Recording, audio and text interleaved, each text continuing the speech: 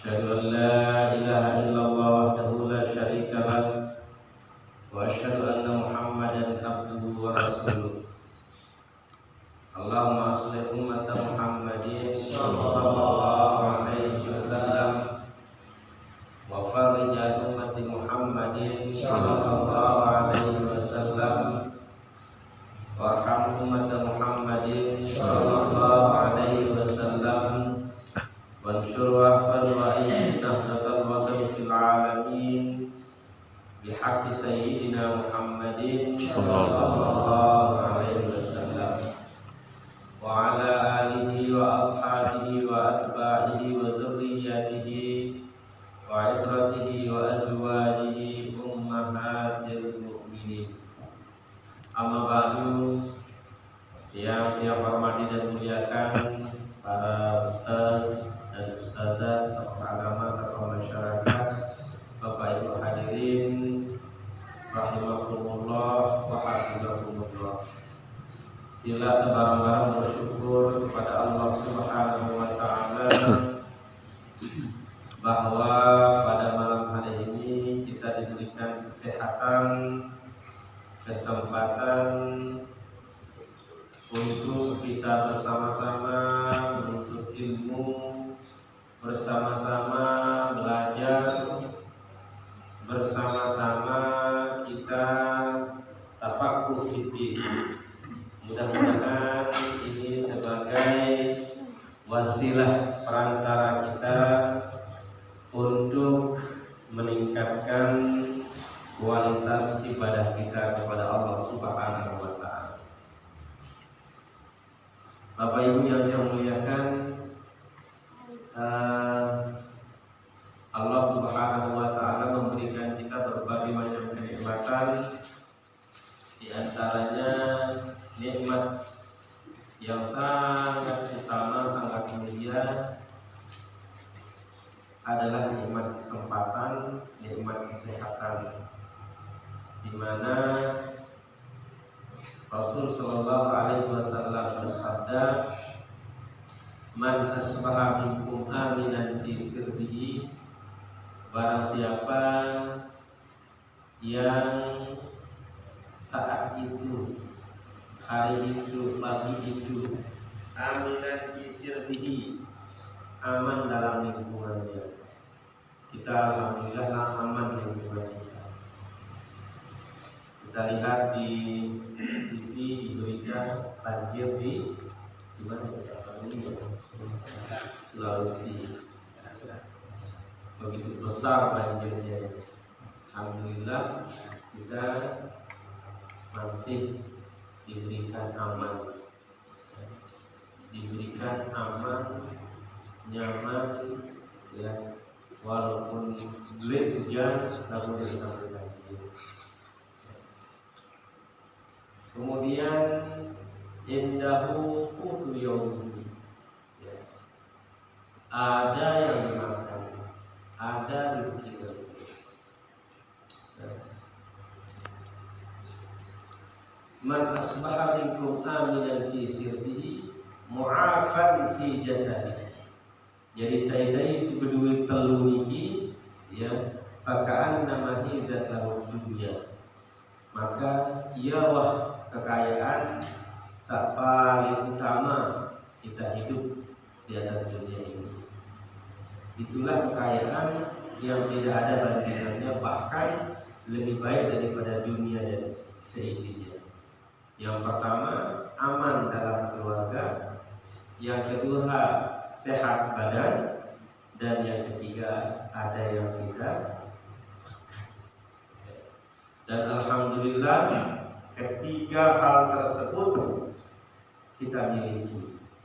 Ketiga hal tersebut alhamdulillah di antara kita ini saat hadir pada malam hari ini, tidak ada kayaknya kurang dari yang tiga tersebut. Aman dalam lingkungan, keluarga, kemudian sehat badan. Akhirnya udah sakit kan tidak sampai ini. Kemudian hanya yang makan, ya, sampai kita sampai makan. Lamunnya dia sambil beli beras itu bisa disuruh ada. Ini tuh balik. Jangan biarkan diri binasa. Kan Allah berfirman, ku anfusakum wa ahlikum nar. Dalam yang lain, wala tulqu bi aydikum ila tahlukah.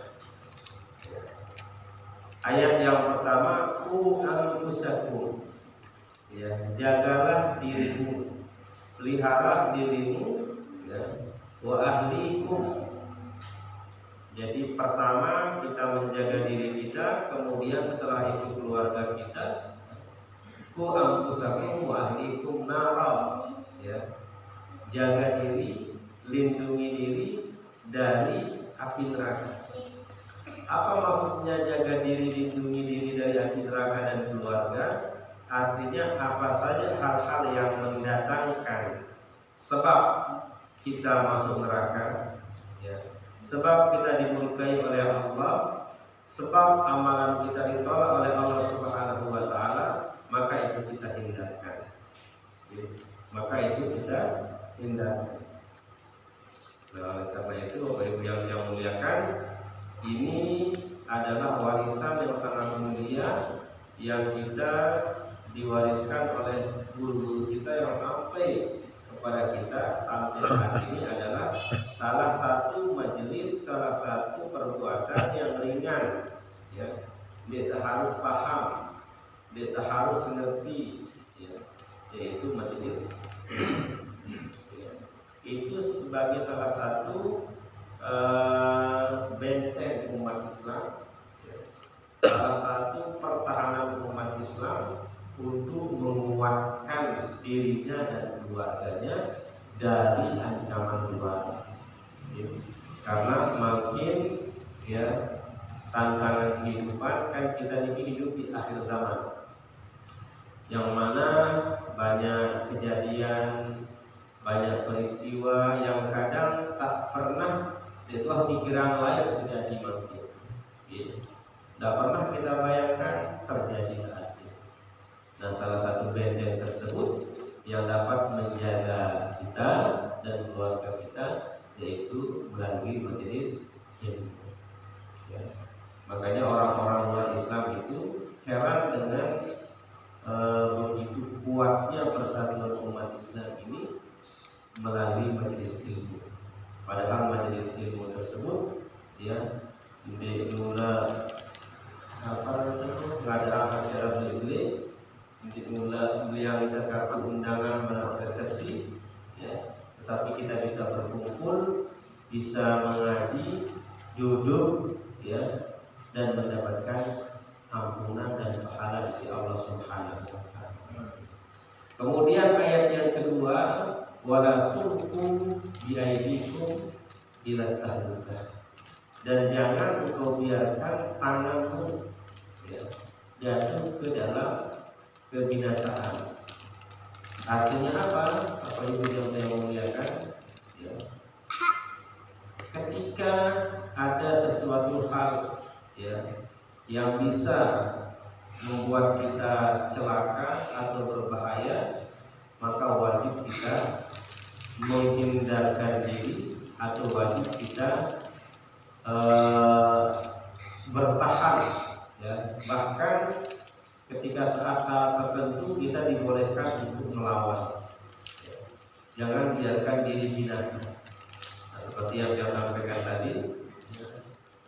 Tidak beras, tidak minyak, tidak kompor, tidak kepen yang balik di sana, disuruh, ya, cari makanan.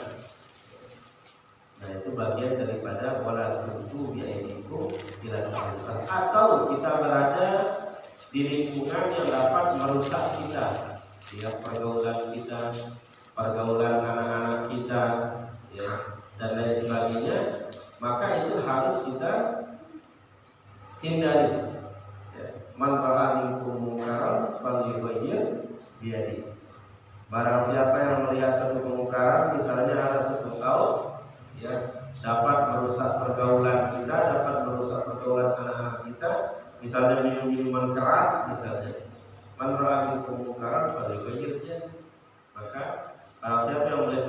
tersebut, maka rubahlah dia dengan tangannya. Fa'ilam yastati fabilisani. Kalau tidak mampu maka menggunakan lisannya. Fa'ilam yastati fabiqalbihi. Maka jurus terakhir, kalau kita tidak mampu, paling tidak kita benci terhadap hal tersebut. Ya. Nah, artinya apa Bapak Ibu yang dimuliakan? Salah satu ciri-ciri kiamat, ya, min alamatis saat tersebut ketika perbuatan dosa dianggap enteng, dianggap biasa saja. Ya, walaupun sudah dilarang, walaupun sudah diberikan peringatan, tetapi dianggap biasa saja. Karena memang begitu yang tersirat di dalam Al-Quran, sehingga Allah menyebut, ya, orang-orang yang baik, orang-orang yang dekat dengan Allah Subhanahu wa Ta'ala, orang-orang yang kelak akan memasuki surga Allah Subhanahu wa Ta'ala, ya, itulah yang disebut dalam Al-Quran, bal aktsaruhum la ya'lamun. Banyak orang-orang yang tidak mengetahuinya. Makanya para ulama tasawuf mengatakan, ya, walhikna minal aqallin, ya, masukkanlah kami dalam barisan orang-orang yang sedikit. Mana maksudnya barisan orang-orang sedikit tersebut? Kan dengan si beramal soleh sekecil, dengan si baju sekecil. Lihat dengan baju sedikit baju. Ini kan dengan sedikit baju. Ya, coba sih mau dihitung jumlah umat Islam, ya, di muka bumi ini Bapak Ibu, ya, dengan non Muslim, entah dia Hindu, entah dia Buddha, atau entah dia tidak bertuhan, ya, dia tidak percaya adanya Tuhan tersebut. Ini jauh lebih banyak, ya, orang-orang yang tidak beriman, jauh lebih banyak daripada orang yang beriman. Makanya itu merupakan, ya, sesuatu hal yang niscaya pasti ada. Yang perlu di dunia itu adalah penjara. Itu apa penjara tersebut? Untuk memberikan efek jerah sebenarnya, hukuman kepada orang-orang yang melanggar. Kan sudah ada undang-undang, ya kan?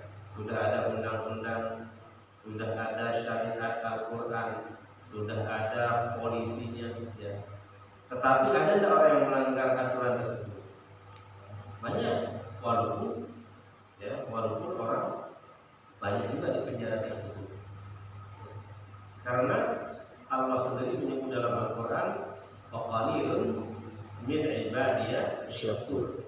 Sedikit sekali hambaku yang asyakur, yang bersyukur. Kan kita kadang tidak sadar kalau kita ini tidak bersyukur. Misalnya ketika kita kesehatan oleh Allah Subhanahu wa Ta'ala, tapi kesehatan tersebut kadang kita gunakan kepada hal yang tidak bermanfaat. Atau diberikan kita rezeki lebih, ya, uang yang banyak, ya, kadang uang yang banyak tersebut kita gunakan justru pada hal yang tidak benar. Misalnya seperti tadi, untuk mengumpulkan orang di rumah kita untuk minum minuman, ya, minum keras seperti itu. Atau misalnya ini kan sebentar lagi, tinggal sekarang apa ini? Jumadil Akhir, tanggal 7, ya, tanggal 7 Jumadil Akhir, terus Rajab, Sya'ban, Ramadan, tinggal 3 bulan. Dengan 3 bulan kami sudah masuk lagi. Jadi kawin, ya, bulan yang sangat semua orang senang, ya, semua orang berbahagia dengan bulan Ramadan tersebut. Nah, Bapak Ibu yang dimuliakan, ada keseriokan, tapi tidak semua sih. Kadang bulan puasa juga jual nasi. Ada penting. Padahal dia sendiri yang menjual nasi itu puasa. Ya. Bagaimana hukum ininya? Bagaimana hukum puasanya? Itulah yang disebut di dalam hadis, rubba sha'imin laisa lahu min siyamihi illa al-ju'a wal 'atas. Luwe dengan puasa, banyak orang yang berpuasa lalu tidak ada apa-apa, ya. Dia hanya lapar dan dahaga saja, ya, tidak dapat apa-apa, tidak dapat pahala. Artinya sama artinya dia dengan tidak berpuasa. Dia katakan nasi itu benar. Lalu siapanya dengan untuk makan. Lalu dengan Bali dia, misalnya dengan si luar Islam dia, yang mungkin tidak apa-apa, tetapi dia tidak menghormati orang berpuasa itu. Beda tahu beda dengan Islam sih, masa dengan kombinasi tidak dengan Islam penting kan dia yang penting terbeli ini kan. Nah itu artinya memfasilitasi, menjembatani atau memberi jalan dengan membatalkan puasa. Maka itu sangat besar dosa. Jadi percuma kita puasa jadi. Beda halnya dengan kalau sudah jualan makanan pas sedang berbuka, ya, pas rapat berbuka, kalau itu ya takjil, ya, berlomba-lomba berjualan, ya. Tapi perlu juga kita perhatikan bahwa yang muliakan di, apalagi di Mataram itu sangat berbeda yang ini dengan si jual yang bisa membeli, ya. Kalau puasa itu banyak untuk makanan paling lima juga, tidak bisa kita bedakan. Makanya makanan yang paling bagus, ya, yang paling bersih, yang paling higienis adalah makan di rumah, buat sendiri. Ya. Nah, sampai di sini ada pertanyaan. Ini sebentar lagi kita berpuasa, jadi harusnya semalam ini kita bahas tentang hal-hal yang berkaitan dengan puasa. Mana dah guru, kalau ngabuburit nih, mana lebih baik kita baca Al-Quran daripada kita jalan-jalan ngabuburit, apa namanya itu? Itu yang mudah-mudah. Ngabuburit, oh iya, ngabuburit. Nah jadi kita sering berdoa ya, Rabbana atina fid dunya hasanah wa fil akhirati hasanah wa qina adzabannar. Apa arti doa tersebut? Ya Allah, atina fid dunya, berikan kami, anugerahkan kami fid dunya hasanah, di dunia bahagia, di dunia senang. Senang ini Bapak Ibu, dia ada semangat suci senang, ya. Senang itu ada yang senang, ya. Hati kita bahagia, hati kita tenang, atau awalnya sehat. Karena percuma ada suci misalnya kita makan nasi, atau kita tidak bisa ngabuburit, ya. Jadi bahagia itu kadang ada orang walaupun duduk di rumah dia sudah bahagia, nggak perlu pergi ngabuburit dia sudah bahagia. Apalagi sekarang cukup lihat handphone, ya, mau lihat Gunung Rinjani ada di HP, mau lihat Ka'bah ada di HP, ya. Sudah mau lihat Spanyol ada di HP. Nah kemudian Rabbana atina fid dunya hasanah wa fil akhirati hasanah wa qina adzabannar. Dan di akhirat pun bahagia, ya. Dunia dan akhirat dua-duanya bahagia. Wa qina adzabannar, dan terhindar dari api neraka. Nah, jika pertanyaannya mana lebih baik ngabuburit dari baca Al-Quran, ini dua hal yang berbeda, yang kadang tidak bisa kita bandingkan. Ya tentu kalau secara otomatis kita mengatakan lebih baik baca Al-Quran, ya kan? Artinya ketika kita ngomong seperti itu berarti ngabuburit tidak boleh ya? Nah itu kan pertanyaannya. Ya, nah, jadi dua-duanya baik, ya, dua-duanya baik. Ketika kita baca Al-Quran, ya, kita ikhlas membacanya, kita khusyuk membacanya, kita benar-benar membacanya, bukan karena ingin didengar, bukan karena ingin riya, atau dengan tujuan, ya, hal-hal lain misalnya, maka itu lebih baik daripada yang lainnya hatta ngabuburit. Tetapi kalau baca Al-Quran, kita mikirnya kirana subur kelam di sini jadi selek maulid, Atau kita ngabuburit tujuannya untuk ada tujuan yang jelek misalnya, yang tidak baik, yang dapat merusak pahala puasa kita, maka itu tidak baik. Tapi kalau kita ngabuburit tujuannya misalnya sambar kelangan arah kancang kude kejedengan kubu sedekah ya. Atau dengan ngabuburit mungkin kita segar, mungkin kita sehat, atau ada makanan misalnya kita beli nanti kita sedekahkan takjil karena manfaat para saiman ya, falahu ajruha wa ajru man amila biha atau kama qala alaihi wasallam. Barang siapa yang memberikan berbuka puasa kepada orang lain maka sama pahalanya dengan orang yang berbuka puasa tersebut. Apalagi misalnya yang diberikan berbuka puasa tersebut orang-orang yang sangat pantas menerimanya, misalnya anak yatim atau fakir miskin atau orang-orang tua yang tidak bisa masak, itu maka ngabuburit di sana bagus ya, daripada misalnya duduk baca Al-Quran tetapi bacanya tidak jelas ya. Nah, jadi itulah yang maksud ngabuburit oleh ketika ngabuburit tersebut, misalnya sambil ngabuburit kita jaga kita berzikir, sambil ngabuburit kita bersilaturahim, berziarah ke teman, sambil bagi takjil gitu.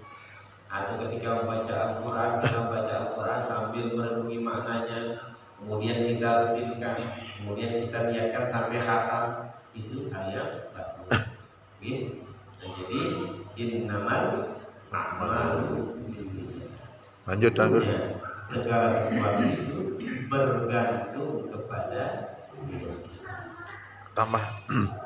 Ini kan biasanya kita mau terawih itu kita harus dengarkan apa besok atau kapan kita puasa, ini jangan ke ngone dan supaya umuman itu malik tulang terawih. Nah, bagaimana kalau kita terawih aja malam itu walaupun kita belum tentu puasa besok niki.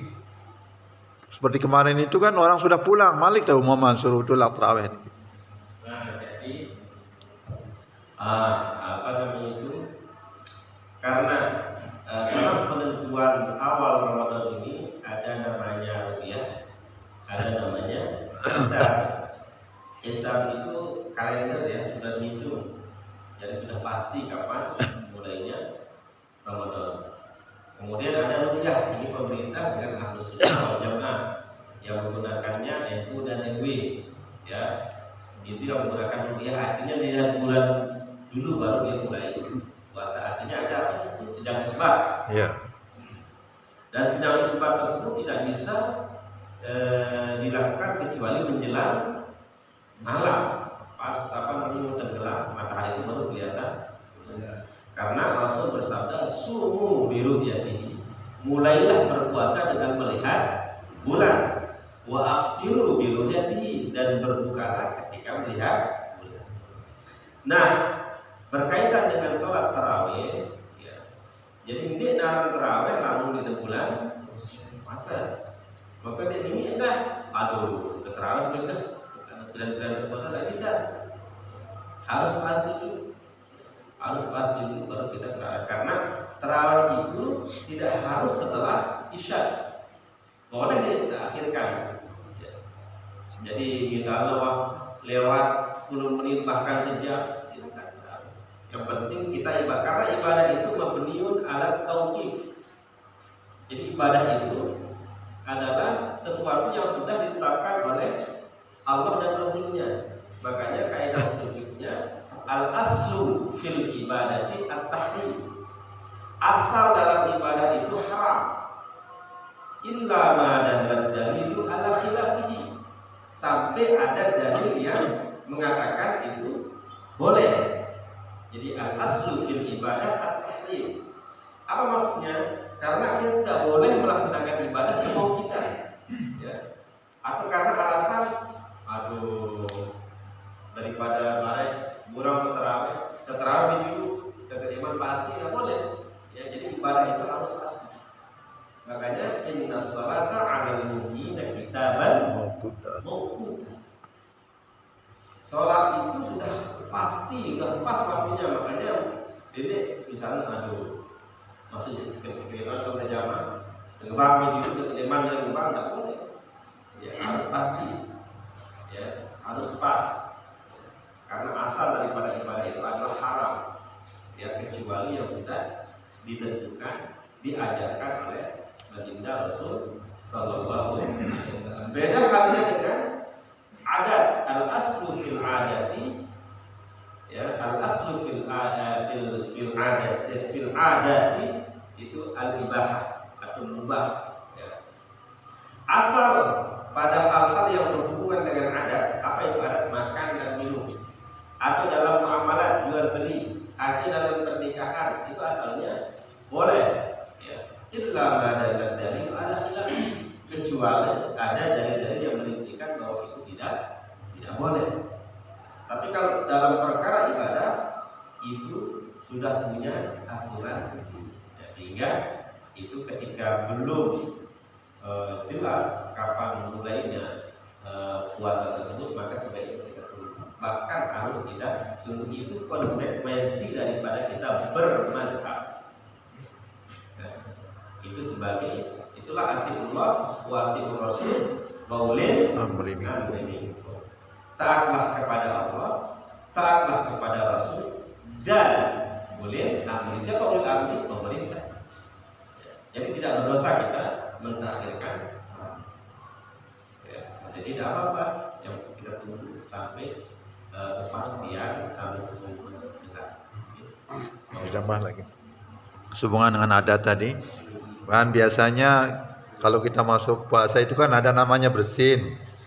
Lah lalu biasa wah malam pertama no agak besohan mumbe anden te sepakat lah masyarakat en jemaah te puasa, nah sebelumnya te roah lah roah bersin. Bagus, ya kan? Bagus. Pokoknya makan bersama roah lakukan yang sehat boleh, tapi lalu diyakini itu sebagai sunnah. Di dalam istilah bersin kita bersin puasa tidak ada.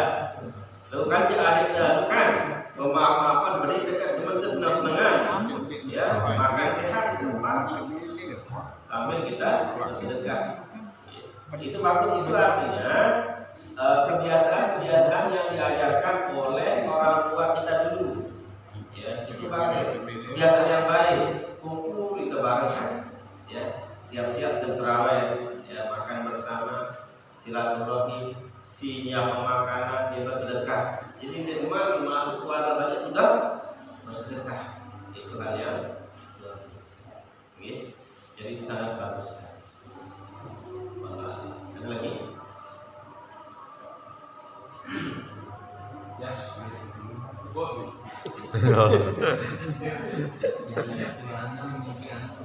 Masalah terawih. Dia sholat di awal waktu dan dia tidur dulu terawih. Kalau terawih abdulnya itu setelah isya langsung berjamaah. Nah, yang tidur dulu itu adalah witir, ya witir dan tahajud. Ya. Bahkan kalau tahajud ini ulama mengatakan kita tidur dulu, karena makna daripada tahajud dari bekas kita tidur itu artinya tahajud, ya. Bekas itu ya. Karena mau gambar piper macam yang bukan, nah itu namanya sholat tahajud setelah tidur. Tapi guru kita Maulana Syekh Abdul Majid pahlawan nasional, beliau berpendapat bahwa lamun jam 12 ke atas, misalnya tidur nih teman sedang tahajud, mereka mau tidur di atas jam 12 ini, kita akan kelolosan dan bisa tahajud, maka boleh kita tahajud di sini. Ya. Nah, jadi yang disebut dalam hadis lebih utama kita tidur dulu itu adalah sholat witir atau sholat tahajud. Tapi kalau sholat tarawih, afdalnya kita kerahkan setelah kita langsung secara berjamaah, walaupun sholat tarawih boleh dilaksanakan sendiri, ya, tapi afdalnya dilaksanakan dengan berjamaah. Karena tiang yakin mungkin misalnya selama 20 rakaat dekat, kurang-kurang semangat ini dalam main tarawih.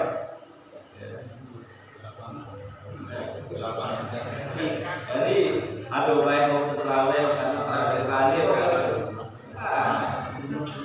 paling 20 rakaat sih. Mungkin 20 rakaat, makanya sebaiknya terawih itu setelah isya berjamaah. Lalu lebaran yang paling dia itu belum rakaat. Ini pun ina amtai doang. Makanya hasilnya dengan berjamaah.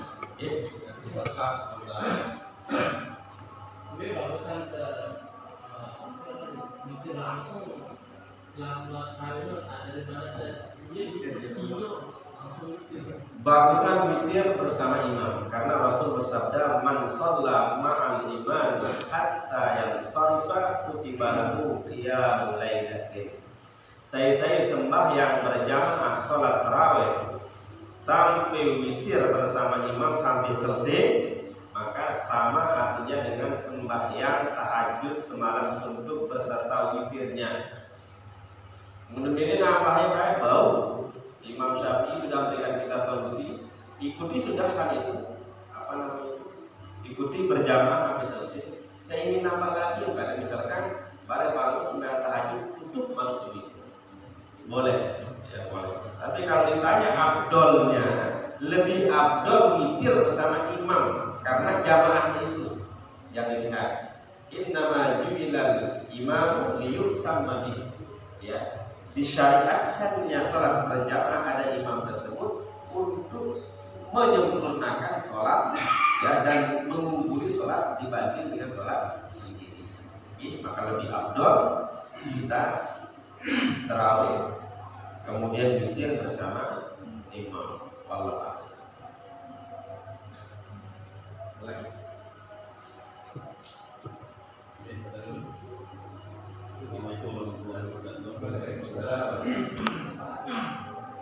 Di masa ini ataupun di zaman ini tidak jarang bahkan banyak kita temui di kampung-kampung itu rata-rata kita mempunyai masjid besar dan bertingkat yang realnya atau terkadang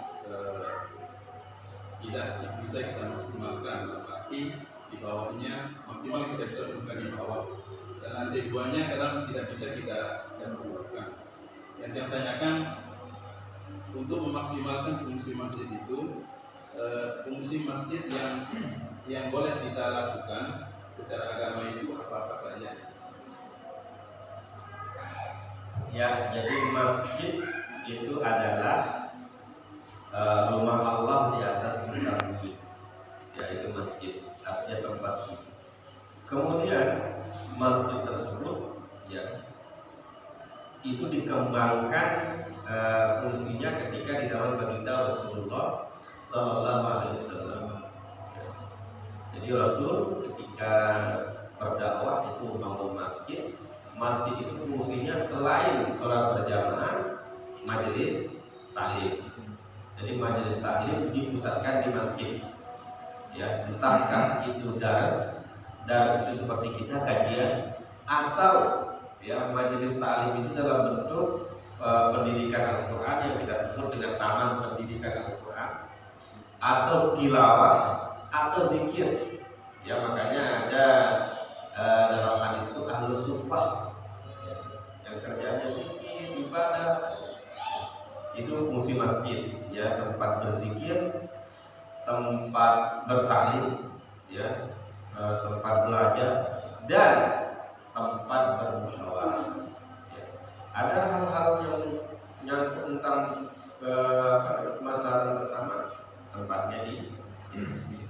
Ya, termasuk kegiatan-kegiatan syiar Islam, ya, misalnya memperingati Maulid, memperingati Isra Mi'raj, atau hal-hal yang memang ada manfaatnya kembali kepada orang banyak, ya, seperti tadi musyawarah atau pertemuan-pertemuan, ya, yang isinya adalah membahas tentang hal-hal yang manfaatnya itu kembali kepada orang banyak. Bahkan pernikahan itu dilaksanakan di masjid. Bahkan ada yang lihat dibangun di samping masjid, kalau di luar saat itu, ya, beraula, bahkan di samping saya terlihat, ya, apa fungsinya itu? Untuk misalnya dengan situ di halaman, di sana dia resepsi, ya kan? Di sana dia hajatan. Pokoknya apa yang kembali manfaatnya kepada masjid itu boleh. Artinya tidak hanya untuk sholat saja, tapi bisa untuk hal-hal lain. Oke. Pas sekali kita contohkan seperti di Islam Center, ada tempat untuk resepsi, tempat untuk seminar, ya di bawahnya. Oke. Makanya itulah yang sedang digalakkan sekarang, seperti di Masjid Joko Karyan, ya. Joko, ya Joko Karyan. Jadi di sana itu benar-benar kita lihat fungsi masjid sesungguhnya. Karena memang kekurangan kita kan, kita membangun masjid kadang tidak punya skill kita, tidak ada SOP. Jadi cuma kita masih bertingkat, kadang tingkatan tersebut tidak digunakan, tidak difungsikan dengan sebaik-baiknya. Tapi karena husnuzon daripada orang tua kita, tokoh kita, kedepannya manusia, anak-anak kita akan berkembang. Ya kalau sekarang tidak terisi, mudah-mudahan ya, beberapa tahun kemudian akan gitu. Boleh kita maksimalkan misalnya ada halaman itu untuk rumah yatim dan sebagainya. Rumah yatim dalam arti apa menjadi tinggal sana? Misalnya ada halaman yang tersisa gitu, boleh kita buatkan rumah itu. Kalau untuk rumah, ini yang belum baca ini boleh apa dibawakan rumah. Hanya saja belum ada yang lihat orang membangunkan di tanah wakaf masjid itu rumah untuk anak yatim. Ya. Nah, yang ada itu adalah kafaratul yatama. Yang kalau di Arab kafaratul yatama istilahnya, kalau di sini itulah yang disebut dengan LKSA atau panti asuhan. Ya di sana tempatnya, karena banyak sekali anak yatim ini, nanti kalau ada anak yatim yang lain minta dibangunkan di masjid tersebut. Makanya ada khusus tempat untuk penjagaan ya untuk anak yatim atau anak-anak terlantar, agar dia teratur.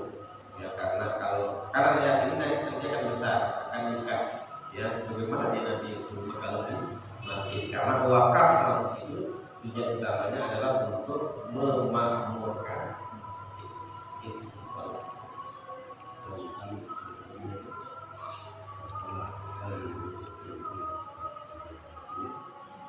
Jadi kita dulu membangun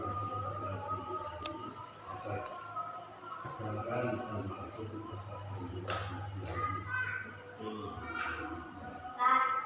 jadi saran beliau buat dua lantai, kemudian lantai yang di bawah itu nanti kalau selesai disekat untuk tempat belajar anak-anak kita. Kemudian kalau sholat duha itu di tengah-tengahnya itu atau di lantai atas. Itu saran yang kedua, pembangunan lantai di bawah itu dimaksudkan untuk masa depan 10-15 tahun yang akan datang. Tidak kita ini tidak akan dapat seperti jumlah seperti sekarang. Itu adalah kita dulu membangun betapa kalau itu sekarang masih dalam masih kita Nah, jadi masjid ya dijadikan sebagai pusat peradaban umat Islam, kemegahan umat Islam, bahwa itu adalah simbol daripada pertahanan umat Islam. Itulah yang menyebabkan TGB yang berupaya membangun Islam Center, walaupun orang-orang di sekitarnya dulu di Mataram, di Dasar Agung itu menentang beliau, tapi sekarang menjadi mercusuar. Ya, kalau kita nyebut Islam Center termasuk merupakan kelompok ya, katanya kalau kita di Jakarta misalnya, kalau kita ke Riau, kalau kita ke Aceh, Islam Center yang di Lombok itu ya. Jadi apa ya, jadi simbol kebanggaan kita justru. Okay. Walaupun sudah kira penuh juga Islam Center itu enggak, ya tidak penuh setiap waktunya. Nah tetapi dibuatkanlah dia gula-gula oleh takmir masjidnya, dibuatkan kajian-kajian, dibuatkan ini dan sebagainya, sehingga ramailah masjid tersebut. Maka itu sebagai bentuk usaha kita, ikhtiar kita dalam meramaikannya, walaupun sekarang demand misalnya yang kita berharap ke depannya insya Allah akan. Yang penting kita sudah bangun ya. Karena nggak boleh juga kita membiarkan rumah Allah itu terbengkalai ya. Dia bagus ya, masalah isinya kata kaidah mengatakan kebenaran itu akan mencari jalannya sendiri. Walaupun bagaimanapun orang-orang menyembunyikannya, kebenaran itu pasti akan mencari jalannya sendiri, pasti akan kelihatan. Makanya kulil haq kata itu jalan hak apa itu? Wazahab batil itu dan apabila datang kebenaran itu wazahab batil innal batila kana zahuqa apa awal itu ya. Nah artinya kebenaran itu ya, bahwa masjid itu menjadi pusat peradaban umat Islam akan ramai itu pasti ya, entah kapan tapi pasti itu janji Allah ya. Nah, jadi mudah-mudahan ya, depannya Allah Subhanahu wa taala memberikan kemudahan dalam kita melaksanakan ketaatan dan membimbing anak-anak kita agar semakin mencintai ya rumah-rumah Allah, semakin mencintai majelis-majelis ilmu, karena inilah benteng kita ya, yang menyebabkan kemaksiatan merajalela, perzinahan di mana-mana. Coba bayangkan berdasarkan penelitian di Lombok Tengah itu LGBT atau sosial LGBT dengan nomor kecil dengan nomor itu berdasarkan penelitian yang itu sudah 2.000 orang dengan haji Banten ya. Belum lagi di Mataram ya, belum lagi di Mataram.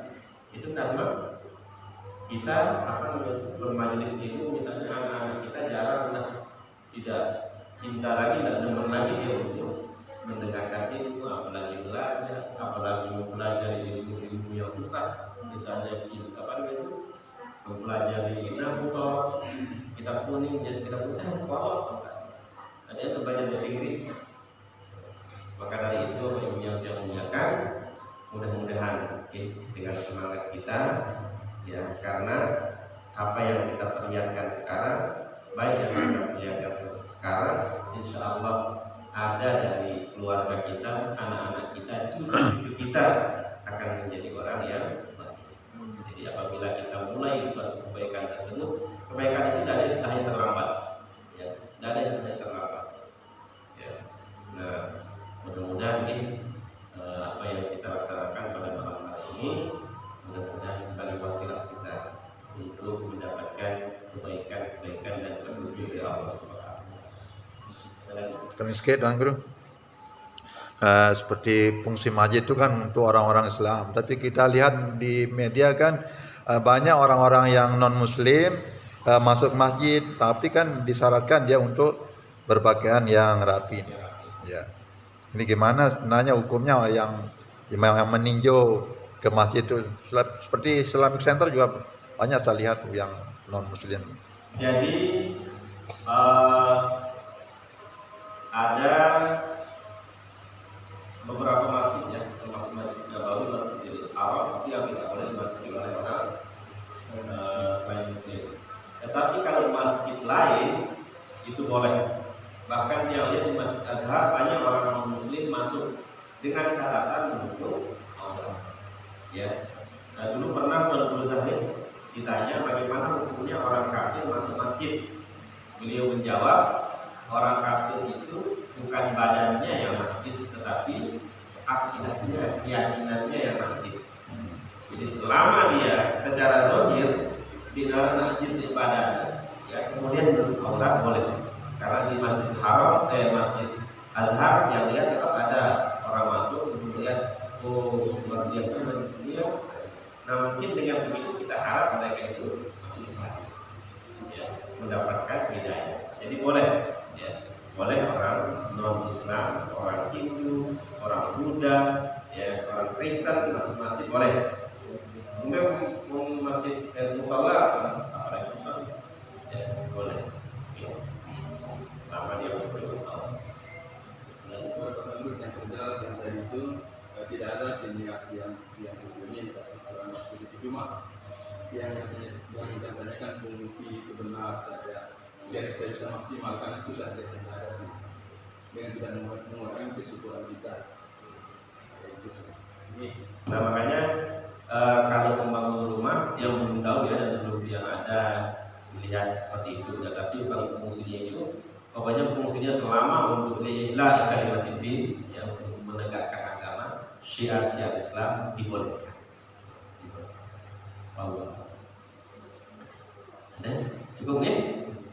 Mudah-mudahan ada manfaatnya bagi kita, dan ini walaupun sekali sebulan, mudah-mudahan jadi tempat kita ini itu bertukar pikiran, tempat kita diskusi. Jadi jangan jadi hilang pengetahuan. Ya, disinilah kita ini menambah ilmu kita, menambah pengetahuan kita, tidak sampai balik-balik.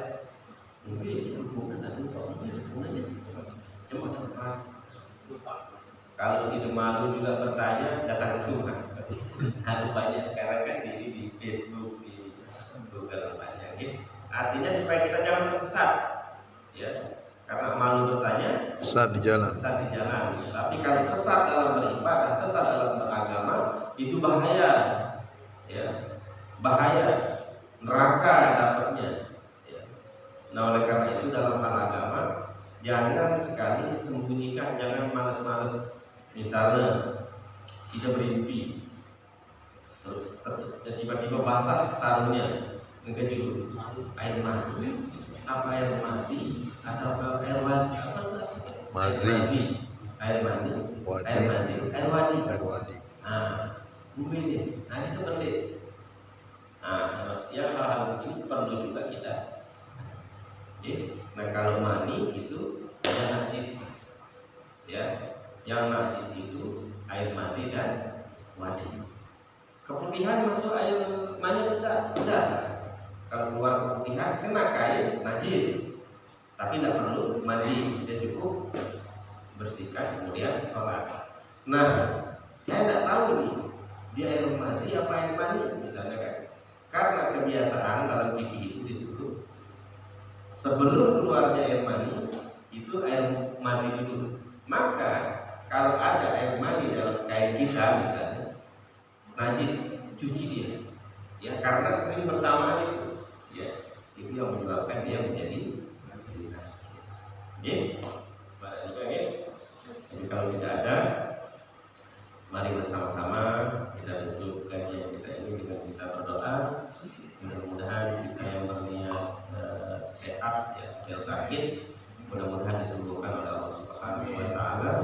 Mudah-mudahan kita diberikan kesehatan, keafiatan, dipertemukan dengan bulan suci Ramadan, dapat melaksanakan bulan puasa dengan maksimal, ya, maksimal dengan beribadah dan ketaatan kepada Allah Subhanahu wa Ta'ala. Bismillahirrahmanirrahim. Rabbana bima 'allamtana bi'ilmina Rabbi baghina wa baghi 'alana wa qarbatin lana fi dinina. Sallallahu alaihi ya Habibullah, sallallahu sallam alaika ya syafi'al muzlimin. Allahumma syafi'u fina, Allahumma syafi'u fina, Allahumma syafi'u fina. La ilaha illa anta subhanaka inna kunna minadh dhalimin. Subhana rabbika rabbil izzati amma yasifun wa salamun alal mursalin walhamdulillahi rabbil alamin. Al-Fatihah.